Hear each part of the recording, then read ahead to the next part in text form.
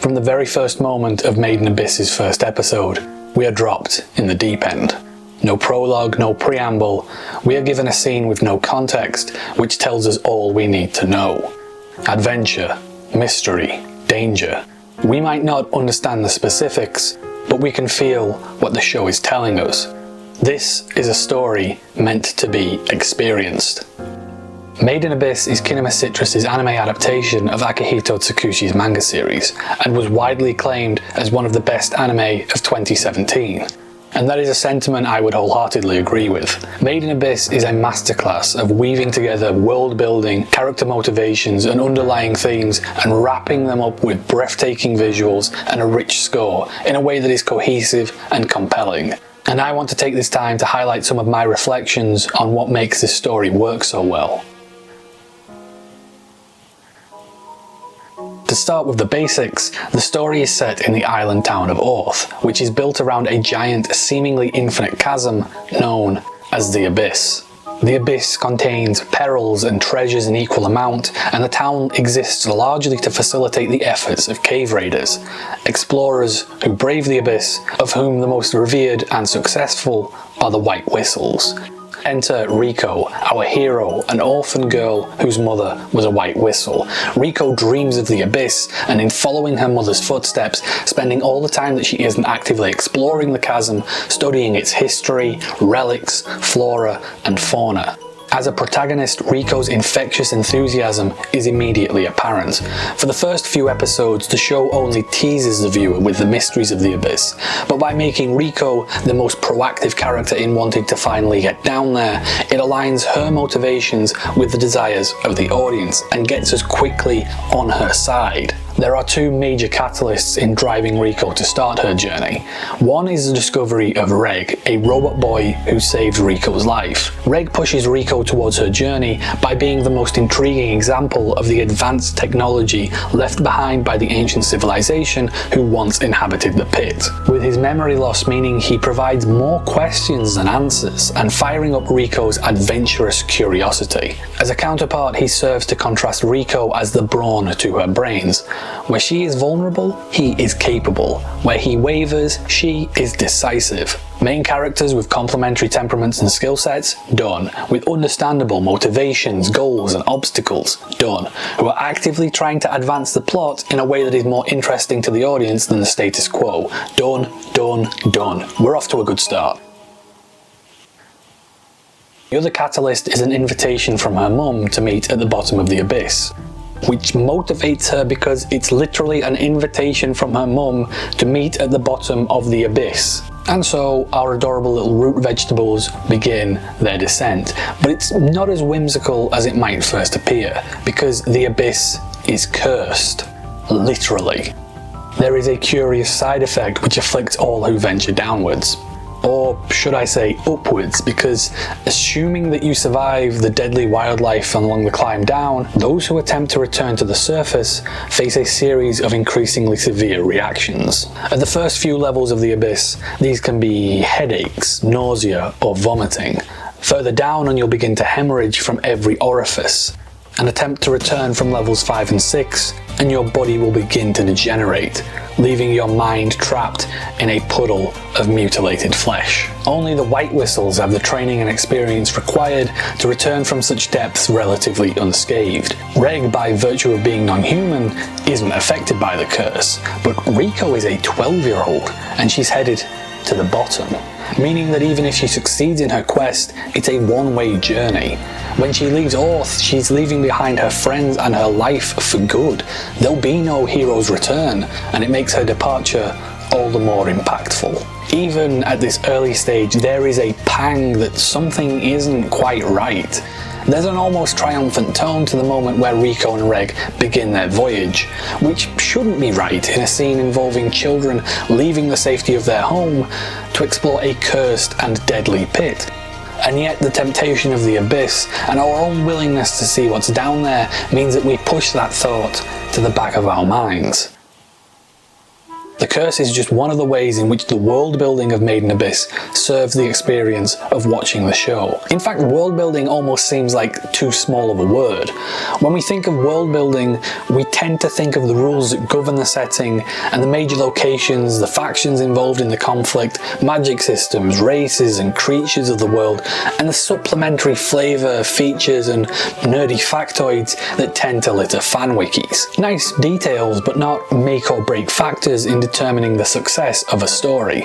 But almost every detail in Made in Abyss is so singularly focused on one point that it's difficult to separate where world building ends and storytelling begins. Take Orth for example. It's a location, and locations are typically considered a piece of the setting and therefore world building, which is true enough here, but when you think about why the town is the way that it is, why it's enveloping the abyss so that the chasm is literally at the heart of the town, why it looks like the most charming and beautifully depicted stereotypical RPG starter village as though the town was founded just to send adventurers on their way, why every single resident's purpose is singularly being either directly or indirectly involved with the excavation of the abyss, feeding into that herd mentality and glorifying the abyss and its secrets to both Rico and to the viewer. The show can be almost manipulative in the subtle ways that it feeds your anticipation.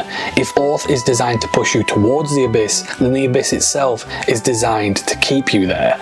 Beyond the curse making it potentially fatal to leave, the abyss is structured in such a way that makes it enticing to its audience. It's separated into a series of layers that are distinctive enough to be refreshing, but believable enough to keep the abyss a single coherent entity, meaning that the descent never becomes monotonous, and every few episodes the viewer is treated to the discovery of an entirely new biome, filled with new mysteries and new perils, without the story ever feeling scattered or random. From the inviting sunlit idyll of the first layer and the majestic forest of temptation, to the treacherous verticality of the Great Fault, the beauty of the Goblet of Giants and beyond, all of them punctuated by Kevin Penkin's sonorous soundscape.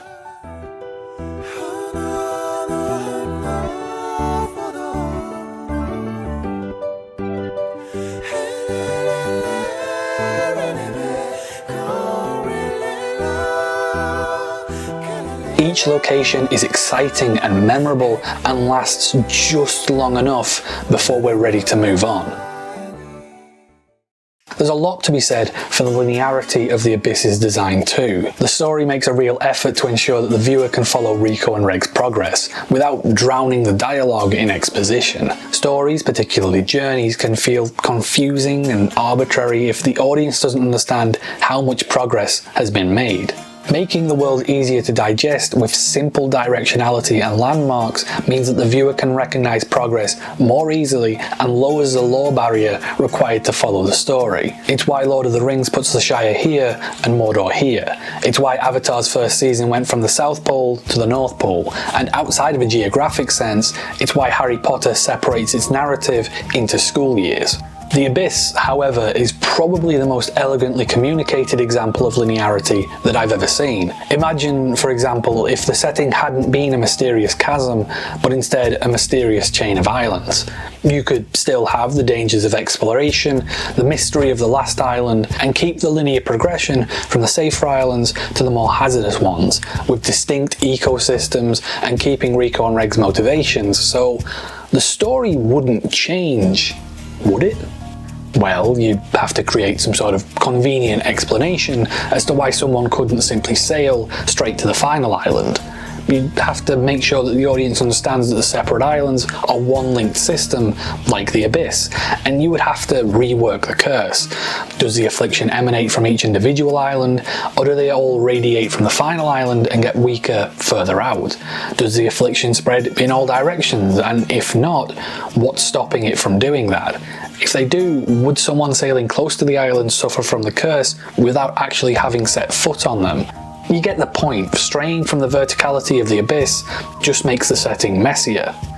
Making the world as easy to understand as possible gives your audience a better chance of becoming invested in it, and when a setting is as elegantly structured and full of interesting creative details like the Abyss is, it's easy to understand why viewers are desperate to see more of it. But there's another side to this all too.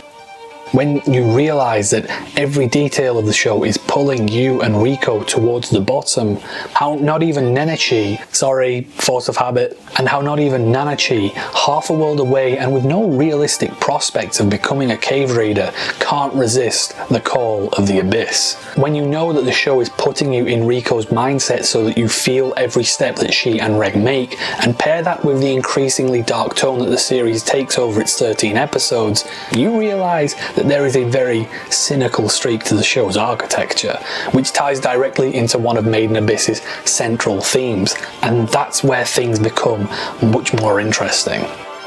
How far is someone prepared to go to get what they want? It's a question that Made in Abyss poses time and again. The Abyss calls to those seeking riches, seeking glory, seeking answers. What are they willing to do to attain them? Rico already gave up her life when she first headed downwards, and we've seen the horrific suffering she's already endured in pursuit of her mother. How much more is she willing to give? Liza herself gave up her daughter in search of the Abyss's mysteries. Bondrewd is one of the most hateful villains I have seen in recent memory, but he is a perfect antagonist for this story, because he too is an example of how far people would go to get what they want. His motivations are essentially the same as Rico's. They're both searching for the answers the Abyss holds, if it even holds them at all, because of course, the Abyss offers no guarantees. The heroes and villains don't search because they know, they search because they hope, which is even more insidious because the Abyss feeds on that hope. The structure of the Abyss, calling to the susceptible, each layer challenging the raiders and then rewarding them just enough to tempt them further down, keeping things moving just fast enough to keep them from questioning whether their journey has been worth it. There's an almost addictive quality to the process, and the belief that each hardship, each sacrifice, and each transgression will be rewarded in the end. The Abyss's design facilitates that those who it entraps crave more from it. But it's not just the cave raiders who are caught in its thrall, it's the viewers as well. It's us. It's you. And what about you? You want more from the Abyss too, don't you? More adventures, more secrets, more heartbreak?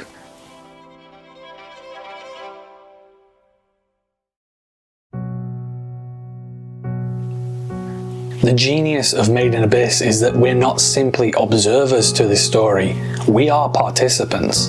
The Abyss was designed to lure you down as much as Rico. The mysteries which she gave up her home and her friends for are the same mysteries fans have speculated about for years. The show made sure that you experienced every step Rico and Reg took downwards for this purpose. It's your expectations which were subverted when the threats suddenly became too real, your heartstrings that were tugged when you learned of Misty's plight, and your blood that boiled when you heard about Bondrewd's crimes. The show is the Abyss, and you're the one who is really being manipulated this whole time. So the question remains the same. How far are you willing to go? You still want those answers. You want to see Rico and Reg's journey completed, but how badly? How much more of their suffering are you willing to sit through?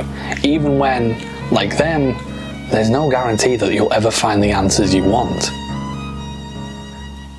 Made in Abyss is the kind of story which gets under your skin, from the inviting and vivid opening scenes to the darkest moments at its depths. There is a masterful interplay of setting and character to keep you hooked at each stage and leave you yearning for more.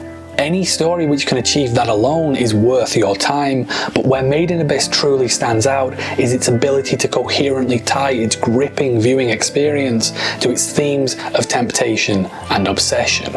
The story can be enjoyed purely for the exhilaration, and should. It is a captivating ride of high adventure mixed with truly gruesome peril, and on its surface, simply a genuinely great piece of entertainment. But if you do find yourself wanting to go deeper and do a little digging, like the Abyss itself, you might just find something far more sinister and manipulative lurking down below. thanks for watching, and I just want to first of all say that this video is going to be part of a little 3-video series comparing Made in Abyss, obviously, but also Girls Last Tour, which if you haven't seen, go watch it, and if you like Made in Abyss, go watch it, because it makes a really interesting comparison between the two shows, and it's just a great show in its own right. I also want to thank everybody for the reception that the She-Ra video got, the turnover of likes and comments and people subscribing from a video that got 500 views. It's just really encouraging engagement, so thanks for that. Oh, and while I was making this video, a second season of Made in Abyss got announced, which I'm really excited for, and I can maybe revisit the franchise once that's out. And yeah, just, you know, look forward to videos that will be coming out when they're released. Thanks.